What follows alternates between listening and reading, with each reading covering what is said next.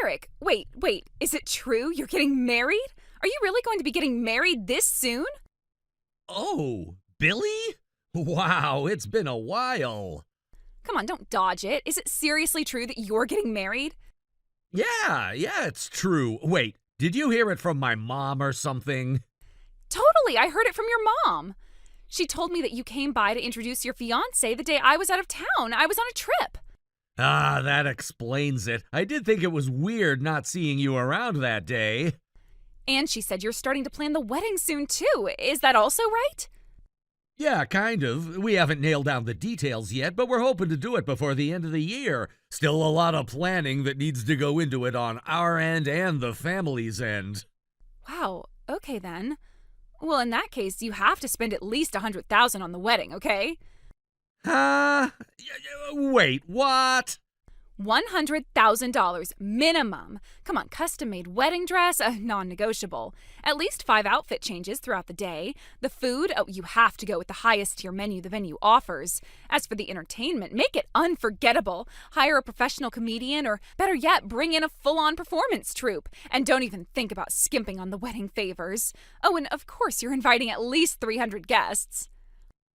Whoa, what are you even talking about? You're acting like you're the one I'm marrying. How about you settle down a little bit? I know that, but this is just the bare minimum of what any woman dreams of, Derek. Seriously? Of course, it's common sense. I mean, sure, if the guy's not financially stable, maybe expectations have to be adjusted. But you're working at a major company pulling in a great salary. You've got no excuse not to go all out. You should be reading between the lines and making her dreams come true without her even asking. That's what a good groom does, right? I don't know. I mean, I thought we had a pretty honest relationship, you know? She tells me what she wants, and I do the same, and she's never mentioned wanting a wedding that extravagant. Then she's probably just holding back. She's being polite. You know how girls are. We sometimes say what we think is reasonable, even if it's not what we really want. Is that so? Definitely. There are some feelings only another woman can understand. So you, as the thoughtful fiancé, should go back and ask her again. Ask her honestly, what kind of wedding does she truly want? You might be right. We're planning to talk more about everything soon anyway. I guess I can bring it up and double check. Yes, you should. Don't waste this top-tier advice from your childhood best friend. All right, I'll ask. Just don't say I didn't warn you if she tells me she's actually fine with a small ceremony. If she does, it's still your job to give her the wedding she didn't even know she wanted. Okay, Billy, I've got to head out. Got something lined up after this. All right then, let's catch up again soon. Yeah, see you around.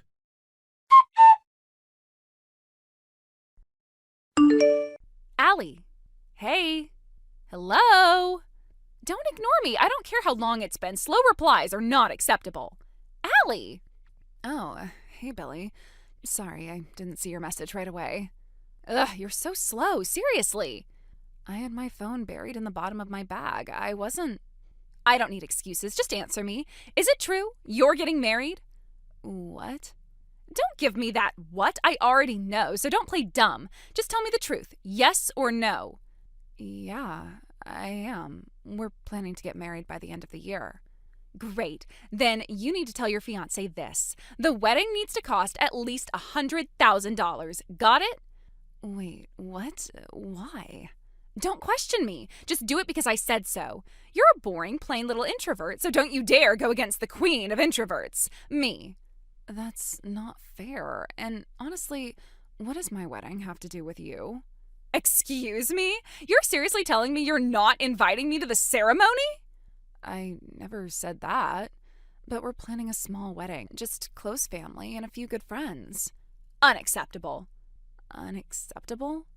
Yeah, that's right. So here's what you're going to do. The wedding dress has to be custom made. You need a minimum of 5 outfit changes. Go with the highest tier catering available at the venue. The production and decoration need to be absolutely over the top. Hire a celebrity for the entertainment. No cheap favors. Guests should feel like royalty. Invite at least 300 people. And finally, the whole thing needs to cost at least $100,000. Are you even listening to yourself? This is what you should say if your fiancé asks what kind of wedding you want. Just memorize it. I'm sorry, Billy, but that's not happening. We've talked about it. Spending that kind of money on a single day just isn't realistic for us. Wow, so you're openly defying me now. You've got some nerve. You still haven't changed, still bossing people around like we're all characters in your little drama. What did you just say? I said, I feel sorry for you. Excuse me? You feel sorry for me? Yeah. You act like you're above everyone, like people should jump at your every demand. I know I'm not flashy. I know I come from a modest background, but even someone like me found someone who loves me for who I am. He wants to build a life with me, just the two of us, not for show. So please, don't interfere. Blah, blah, blah. Spare me the fairy tale nonsense. Here's the deal. Either you have the wedding I say you should, or I'll remind you what it was like back then. I'll play with you again, just like the old days. Stop it. Then do exactly what I said. Go tell your fiancé you insist on the kind of wedding I described. And if you even think about going against me, you know what happens next.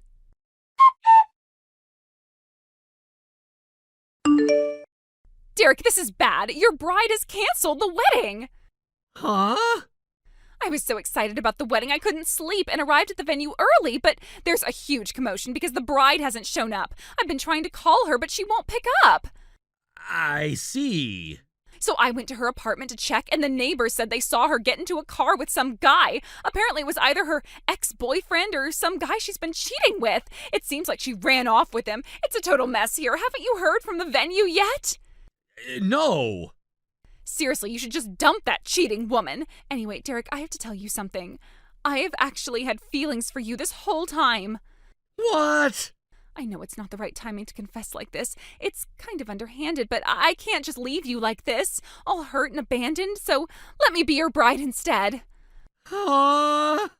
Let's go ahead and continue with the wedding. I'll take her place as the bride today. Now, since it's settled, let's get things ready. I know the wedding dress is custom made, right? Oh, I can't believe it, but even if it's under these circumstances, I'm marrying the man I have always loved. Wait a minute. What? What are you talking about? The bride canceled and now you're saying you're taking her place. If this is some kind of prank, you should have thought about the timing. No, it's not a prank. The bride is here with me and we're already having the ceremony in Hawaii. Hawaii? Yes, Hawaii. It's not the venue at the Yotube Hotel in St. Louis? No, we decided on a private ceremony with just close family in Hawaii. Huh? We're planning to hold a reception back home in a restaurant once we return. Wait, hold on a second. What about the $100,000 wedding? What happened to the 300 guests you promised? Oh, you mean that? After talking with my fiancée, we decided a Hawaii wedding was what she wanted. We found a wedding package that fit within our budget, so here we are now in Hawaii. No way. Stop with these ridiculous pranks already. Why? Because right now I am in a state of shock here because you're okay with still marrying Allie. What? Allie? There's no way a wedding could happen like this. My wedding partner isn't Allie, though. Huh? Look, this is the picture of me and my fiancée at the wedding. It's a photo the photographer just took of us. This person, April? Yeah, she was our senior back in school, the student council president. We reconnected when we started working at the same place, and that's when we began dating. So, yes, she's my bride. What, Allie isn't your bride? Nope. What? And wait, why is Allie even mentioned here? Because, Derek, you were always with Allie back in high school. What? I've been waiting for the day you and Allie would break up, and then you go and say you're getting married? I was so upset.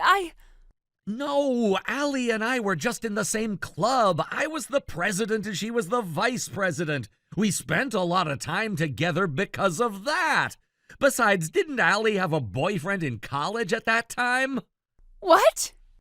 Hold on a second. Now that I think about it, I remember someone mentioning that Allie was planning to get married around the same time as me. No way! Did you do something to Allie? What? No! You did something, didn't you? I'm going to contact everyone I can think of about this now. If you have any guilt over what you did, you'd better go tell Allie's family the truth right away.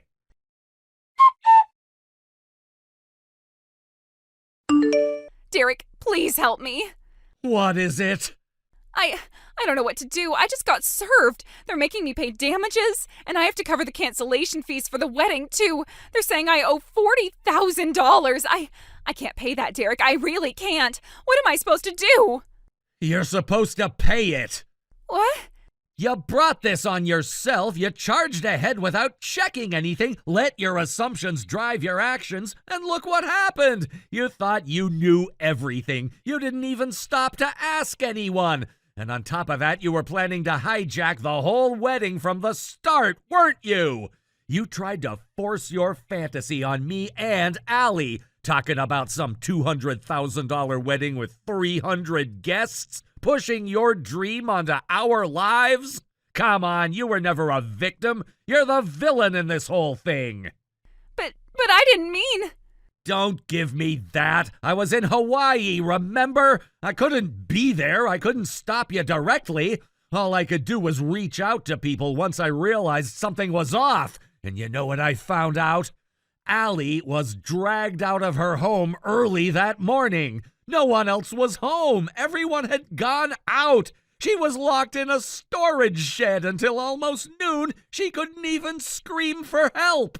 And you, instead of taking any responsibility, instead of apologizing, you ran. You vanished from the venue like a coward. Allie's wedding day was ruined. She was humiliated, traumatized, treated like garbage, and you were the one who did that to her.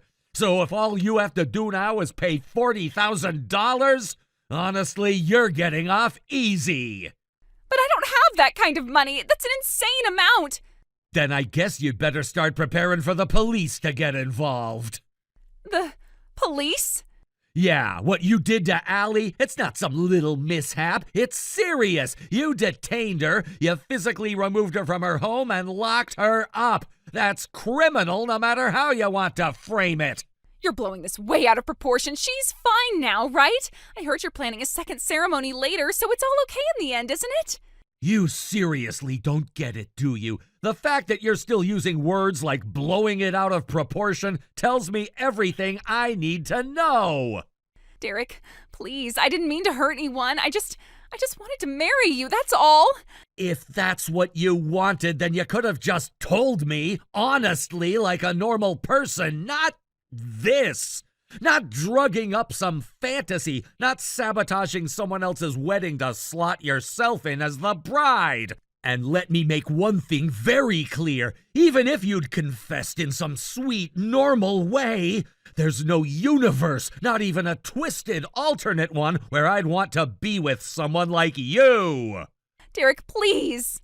No, we're done. I'm cutting you out of my life for good. What? You can't mean that. I do mean it, and frankly, after everything that's happened, I have no idea what you might try next. I'm not about to take chances with my wife's safety. No, wait, please don't do this. Don't shut me out like this. Don't ever come near me again. Don't call, don't message, don't show up. You're out of my life, permanently. Derek, please, just talk to me, please.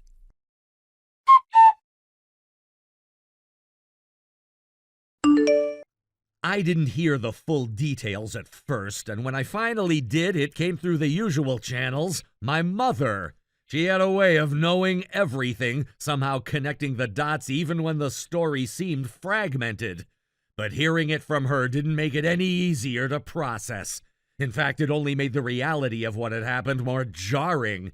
It was as if the story kept unraveling layer by layer, and with each new piece of information, the picture became darker, more complicated.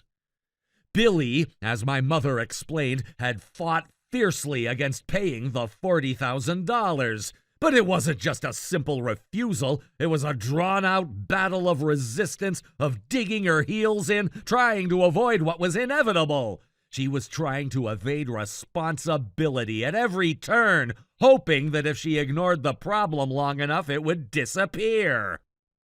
She locked herself in her room, withdrew from any meaningful conversation, and just hoped that everything would somehow resolve itself without her having to lift a finger.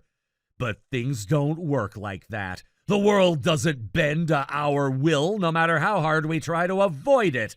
And in the end, the reality that Billy had been so desperate to avoid was going to catch up with her no matter what. It was Billy's parents who finally stepped in. My mother said that they hadn't wanted to. They didn't have the money, and certainly they didn't have the emotional energy to bail their daughter out of yet another mess. But in the end, they couldn't stand by and watch her drown, so they paid the $40,000, every cent of it, so that Billy wouldn't have to face the full extent of her actions. They did it because they were parents, and despite everything that had happened, they loved her. But what did that really mean? Was that love an act of kindness, or a failure to set the hard boundaries Billy needed? In some ways, it felt like enabling. It wasn't just the financial burden, it was the emotional toll of constantly coming to Billy's rescue when she couldn't, or wouldn't, take responsibility for herself.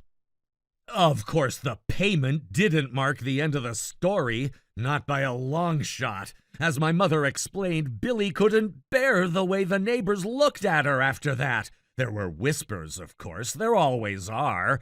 People knew that her parents had covered the debt, and Billy couldn't stand the thought of being viewed as someone who couldn't handle her own problems. Her pride couldn't take it. So without a word, Billy packed her things and left, disappearing from our lives once again. It wasn't surprising. Billy had always been someone who would rather run than face the consequences of her actions, no matter how much damage it caused. But it still felt like a betrayal. She had caused so much chaos, so much pain, and then she just vanished as though nothing had ever happened. I guess I should have expected that, but I didn't. I didn't expect her to leave so abruptly, to vanish without a trace. And when she did, I had no idea where she was going or what she was going to do. I could only wonder what kind of life she was hoping to build, or if she was just running from her problems. The truth was, Billy's actions had always been motivated by a desire to escape, to avoid facing things head on. It was the easy way out, the coward's way, and that's what she kept choosing. But what happened next was something I couldn't have predicted. Billy didn't just vanish into some random part of the city. No, she took herself to a place even further removed from everything familiar, an industrial area far away from where she had once lived.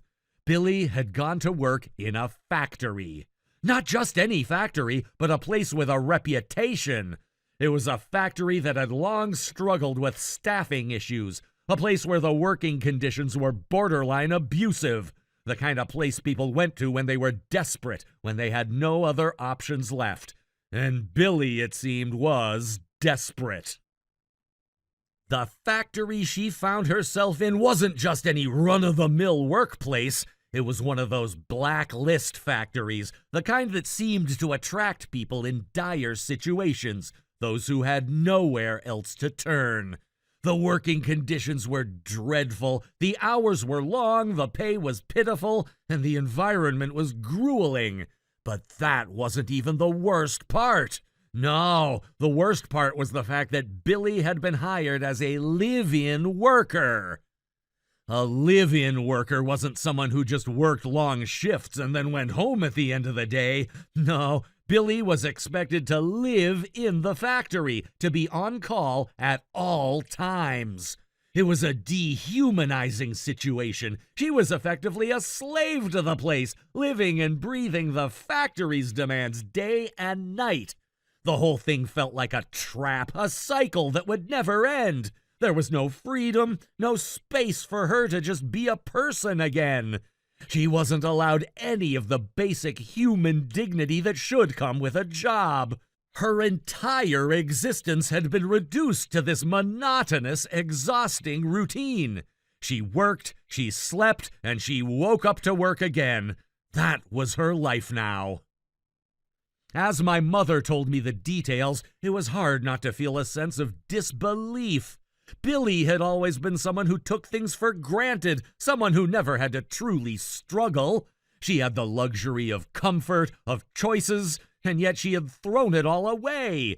Now she was living in a nightmare of her own making, stuck in a system that showed no mercy. She was paying off the debt her parents had covered for her, but it wasn't just the money that she was paying for. It was her own soul in some way. The person she had been, the person she could have been, seemed to have disappeared with each passing day in that factory. My mother told me that Billy was working tirelessly day after day as if her very survival depended on it. And in a way it did. Every penny she earned went toward repaying her parents, trying to make good on the $40,000 that she had been too stubborn to pay on her own. But no matter how hard she worked, it was never going to be enough. The factory wasn't going to offer her a way out. It wasn't going to provide the kind of redemption she seemed to think it would. The more she worked, the further she sank into the quicksand of her own choices. I couldn't help but feel a strange mixture of pity and anger.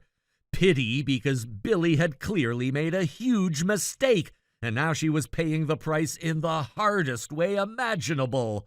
But anger, too, because she had run away from the consequences for so long. She had avoided responsibility at every turn, and now she was living in a nightmare because of it. I wished, part of me desperately wished, that she could wake up and see the bigger picture. That she could realize that this wasn't the way to fix things, that working herself to the bone in some grim factory wasn't going to restore her sense of dignity. It wasn't enough. It wasn't enough to pay back the money or even the emotional cost of her actions.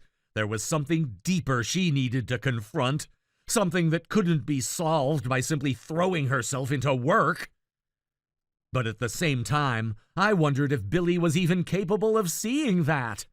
Was she self-aware enough to recognize the cost of her actions, or was she too far gone, too caught in the web she had spun? I didn't know. I didn't know her anymore, and that's what hurt the most. The Billy I once knew, the one who had been so full of promise, the one who had made decisions without thinking of the consequences, had disappeared long ago. In her place was someone I didn't recognize, someone trapped in her own decisions. I could only hope that eventually Billy would understand. I hoped that she would come to realize that true redemption didn't come from running away or working endlessly to pay off a debt. It came from confronting the truth of what you had done, owning up to it, and making the conscious decision to change. But that wasn't something I could give her. That was something she had to choose for herself. And until that day came, if it ever did, there was nothing I could do but wait. Wait and wonder if Billy would ever find her way out of the mess she had made. Thank you for watching and listening. We hope you enjoyed the video. Don't forget to like this video and subscribe. Also, feel free to leave a comment about what you thought of the story. We look forward to seeing you at the next story. Thank you for watching. Please subscribe and hit the like button. See you next time.